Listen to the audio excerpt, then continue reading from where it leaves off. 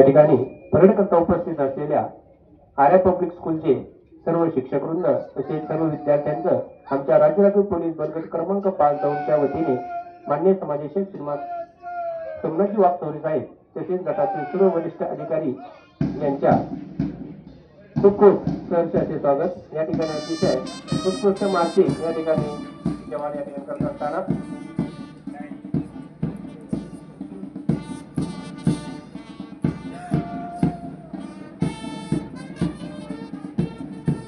राज्य राखीव पोलीस बलाने केलेल्या उत्कृष्ट कामगिरीविषयी थोडक्यात सांगायचे झाल्यास कायदा व सुव्यवस्था तसेच निजामशाहीवर नियंत्रण करण्यासाठी सन 1950 राज्य राखीव पोलीस बलाची स्थापना करण्यात आली होती। सन 1952 ते 1955 या कालावधीमध्ये डाकू भूपती सिंहाच्या बेकायदेशीर कारवाया रोखण्यासाठी काही कंपन्या गुजरात राज्यामध्ये बाणसकाटा या ठिकाणी पाठवण्यात आल्या होत्या।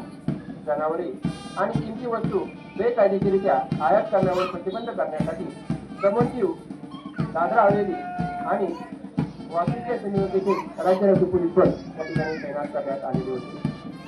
सन 1961 मध्ये गोवा स्वातंत्र्य संग्रामामध्ये सुद्धा राज्य राखीव पोलीस बलाने सहभाग घेतलेला होता।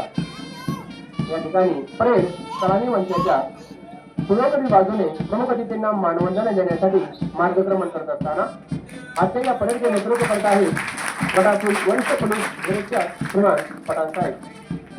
परेड कमांडर साहेब म्हणून काम करत आहेत पोलीस उपनिरीक्षक मुंडे साहेब।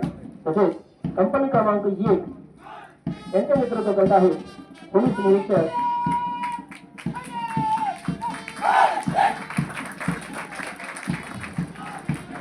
कंपनी क्रमांक 1 ची अतिशय दिमाखात या ठिकाणी मानवंदना।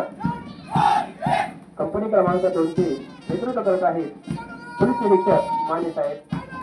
तसेच राज्य राखीव पोलीस दलाचे निशाण अगदी दिमाखात या ठिकाणी कवायत मैदानावर आपल्या समोर जात असताना निशाण टोळीचे नेतृत्व करत आहेत पोलीस उपनिरीक्षक कुदांडे साहेब। कंपनी क्रमांक 3 ची देखील या ठिकाणी प्रमुख अतिथींना मानसी वंदना। कंपनी क्रमांक 3 चे नेतृत्व करत आहेत पोलीस उपनिरीक्षक सातपुते साहेब।